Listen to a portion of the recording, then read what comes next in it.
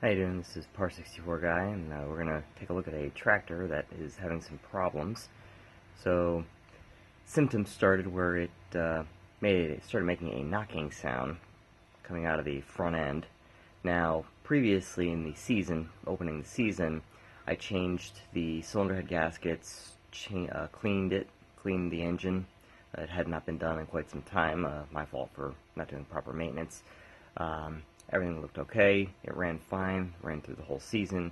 We're now getting into the leaf falling season, and this knocking started happening, so I popped off the rocker cover, and I'll show you that there, see what I found. So taking a look at the rocker covers here, here's where you identify the model number and type of the engine, so you'll need that for replacing parts. When you take the parts, take the bolts out, you want to loosen them a little bit at a time, going around, because you don't want to warp this cover. But once you get the bolts out, take this guy out, and you'll see here that there's some sealer on there. Use that on the gasket, because on the original I did have some leakage of oil coming off the bottom here, which did make a mess on the engine. So when I replaced the head gaskets, I also added some sealer to the gaskets of the rocker covers just to make sure it stayed sealed. So what I found here when I opened this up, if you take a look in here, you'll see there are two push rods. One is aluminum for the intake, the other is steel for the exhaust. And what you'll notice is that this exhaust rod appears to be a little bent. So identifying the cause here, I also did some research and found that a lot of times what causes that is the valve will bind up because the valve guide will slip out of alignment. And sure enough, looking in here, you can see that that valve guide is sticking up a lot farther than it should be. Take a look at compare the intake valve there and then the exhaust valve. You'll see that the valve guide is protruding quite a bit. And when this guy is running at a couple thousand RPM, or 1700 RPM, bad things happen, and those push rods are the sacrificial lamb. When we take a look at the right side of the engine, you can see here that the intake and exhaust push rods are both bent. The exhaust push rod was so bad that it actually had fallen off. Luckily it didn't fall into the engine, but was no longer pushing on the rocker arm. This is pretty dangerous because what could happen here is this rod could end up sliding back into the engine compartment, and you got a lot of moving parts in there, crankshaft, cam, governor. Bad stuff happens if that were to slide into the crankcase. And getting a view in here, let's see if we can get it to autofocus here, you can see that that valve guide is completely out. I mean, it is just so far out that that's as far as the valve goes. So understandable why that and this one you can see goes a lot further in. So that's why the push rod got bent. Now, taking it apart, you can see here, the fins are relatively clean. I had done some maintenance on this beginning of the season where I took the heads off, cleaned all the carbon, because I had gotten up to about 250 hours, so it was well overdue. You usually want to do probably 100 to 200 hours, and I was between 100 and 200, and I'm overdue for it, so my fault on that. But I did have some grime and dirt on there. They weren't completely caked, but apparently these engines are very susceptible to, if they get a little too hot, the valve guides slide out. What I ended up doing was purchasing some new heads and push rods, because I really don't think it's worth the effort to push them back in, peen them, and then have them fail in 20 to 50 hours or however long it could be. It's a gamble, so I'm not going to worry about it. For me, the time and effort it's taking to tear this thing apart, it's worth it to put fresh parts in. So that's what I'm doing. Alright, so I've got the box here, original Briggs and Stratton parts. I've got the gasket box bag. I've got the head itself, which comes pre-assembled with the valves. And then also another box here that has the rocker arms, the rocker arm studs, and the rocker arm stud bolts. So this style of engine has the valve adjustment, the clearance adjustment is done with a Torx along with a locking nut. So that's always so much fun to do, but I'll show that later. So what I'm going to do here is I looked it up. It's 100 inch-pounds of torque for these bolts. A little bit of Loctite on there that comes with it. So I'm going to get these assembled and put into the cylinder head. And we'll get this all fastened up. We'll just torque this down to the 100 inch-pounds that the manual calls for. Just gonna get a little there. There we go. Okay. So we're just going to torque this guy down to the 100 inch-pounds called for in the manual. Okay. So head's ready to install.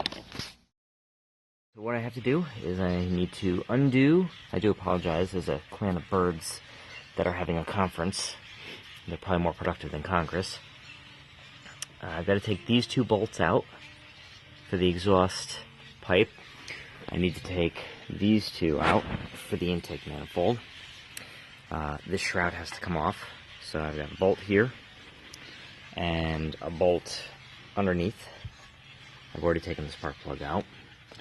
So I'll get these guys off, and then I'll take the head bolts off, take the whole head off. Oh yeah, and I got one more over here. Lots of bolts, so. And I have to, of course, navigate around the cables here, so I'm going to see if I can, if I need to, I'll free this guy up here and get the cables out of the way. Alright, so I've got the head bolts loosened. So what I'm going to go ahead and do is push these in to free up the push rods. That one's being a little tough because that valve cover, that valve guide is out. So the intake push rod's still straight, but I'm going to replace it anyway. So I'm going to go ahead and release that. And yeah, that's not good. So we'll just get this guy a little grab here despite the cables and pop him free.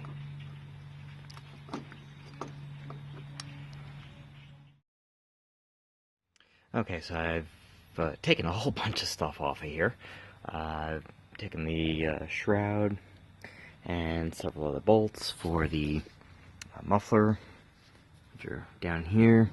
The intake manifold, there's a bolt here, and took out the spark plug.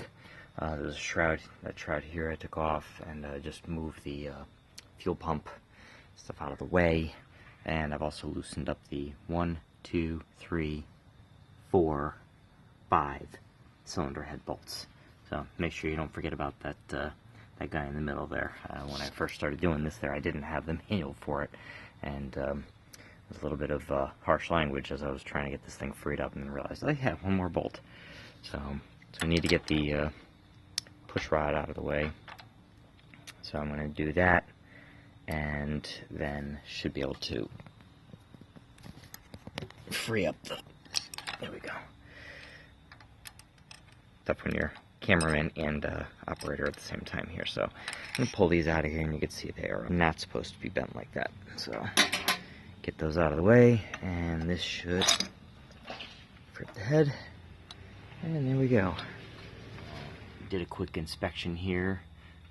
Piston looks okay, just cleaned it off a little bit, and inspected the cavity where the push rods go, gasket, and check the fins, make sure all the fins look okay. So the gasket kit comes with the rocker cover, cylinder head, intake, and different intake valve, gasket options, and the exhaust valve. So I need to take the intake because it's actually adhered to the cylinder head. So I'm going to take the backing off here, stick this onto the new head in the on the the intake section here. I'm going to inspect the exhaust gasket because that was done not too long ago, so I'm going to see if it's still in good shape. Then I will save this as a spare. I did notice the cylinder head gasket was damaged slightly when I removed it. It delaminated a little bit, so I'm going to just go ahead and replace that with a new one. Putting all the work into taking this thing off, so I may as well make sure it goes back together properly. So looking at the head, or looking at the block rather, so what I've done is I've also put the piston at top dead center and rotated the crankshaft about 1/4 of an inch clockwise. So this guy is basically ready to go for adjustment.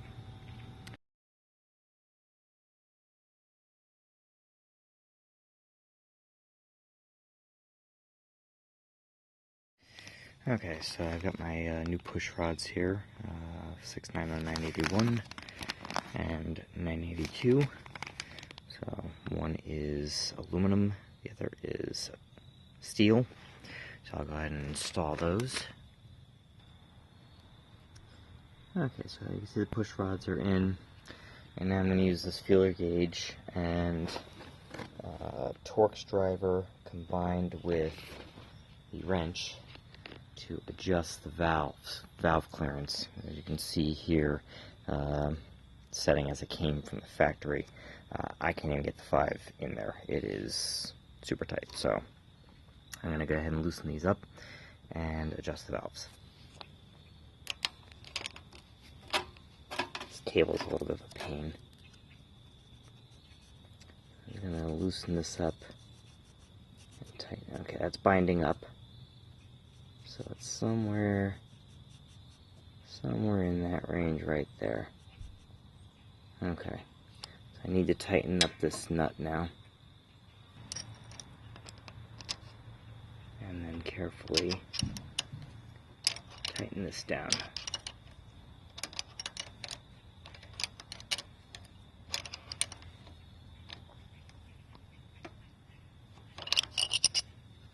Let's see what we got.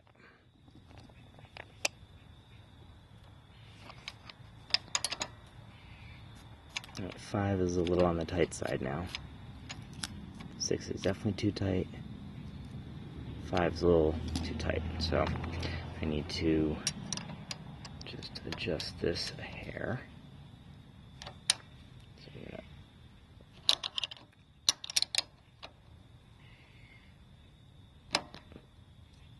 crack it just a little bit.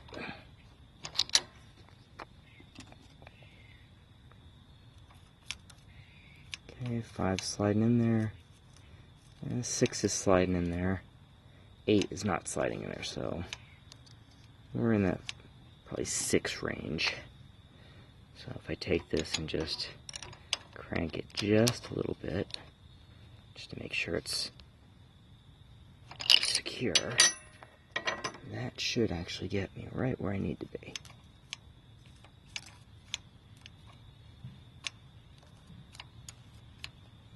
So it should be good. And I'll go ahead and do the other one.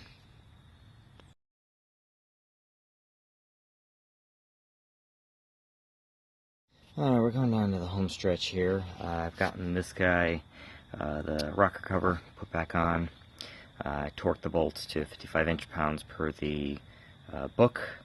Also, what I did is I hand tightened them first, just around little at a time, little at a time. Don't want to warp this and cause a problem with the gasket.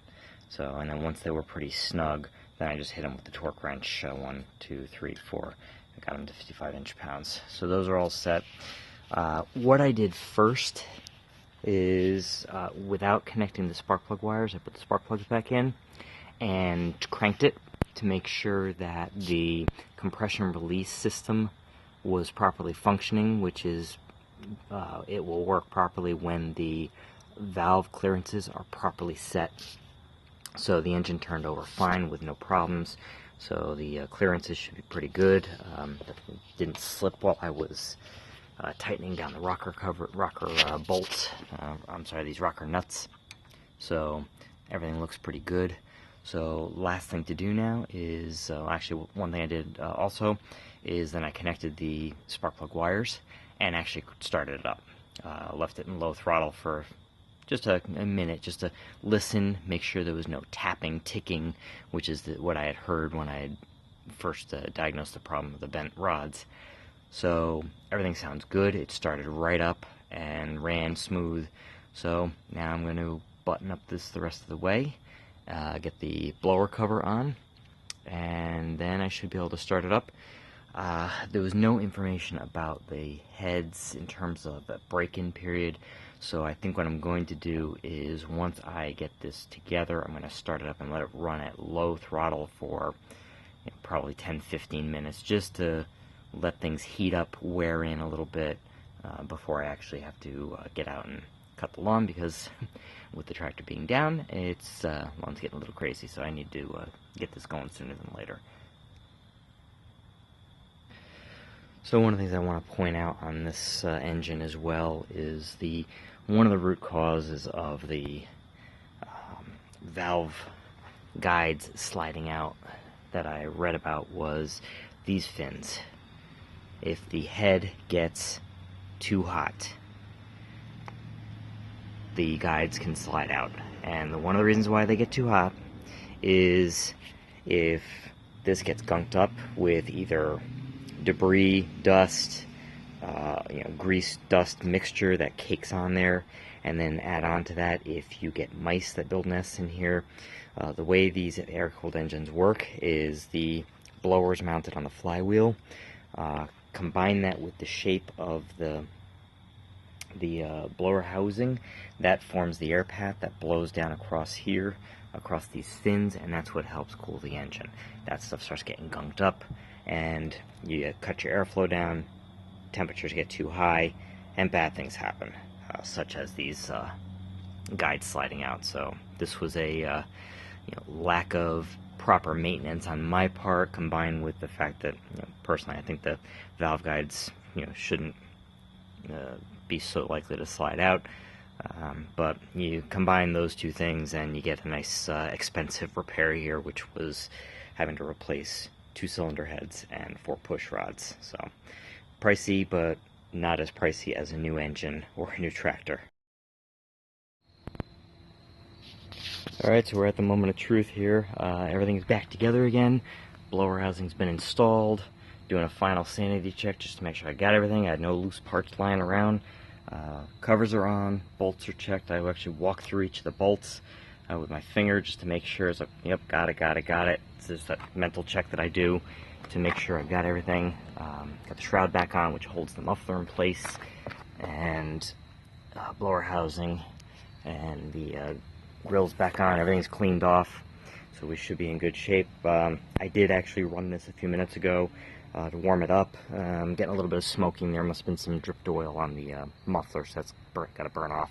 But it did crank right over, so now that it's warm, I'm going to try restarting it just to make sure that once the engine's warm, I haven't lost my valve clearances.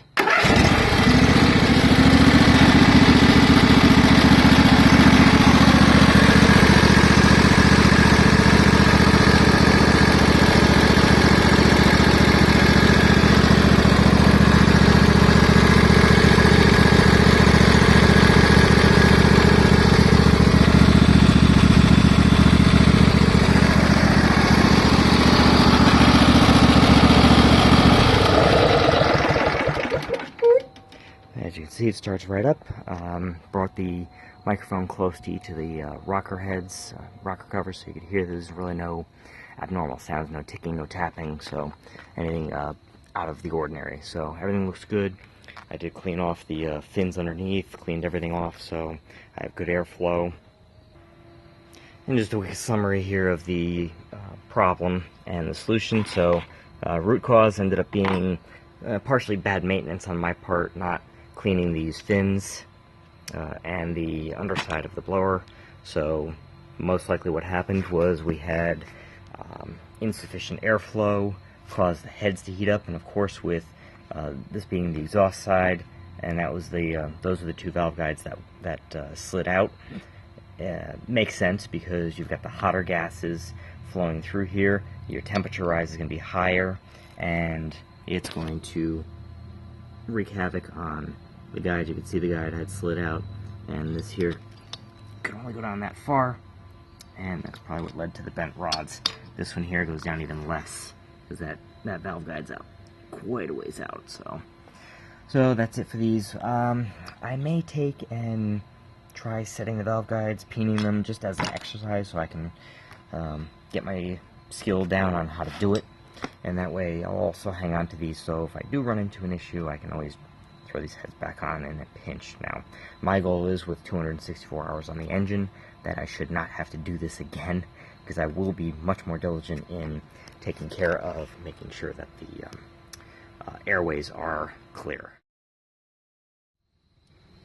Well, I hope you enjoyed my video on how to diagnose and service a Briggs Intek V-twin engine.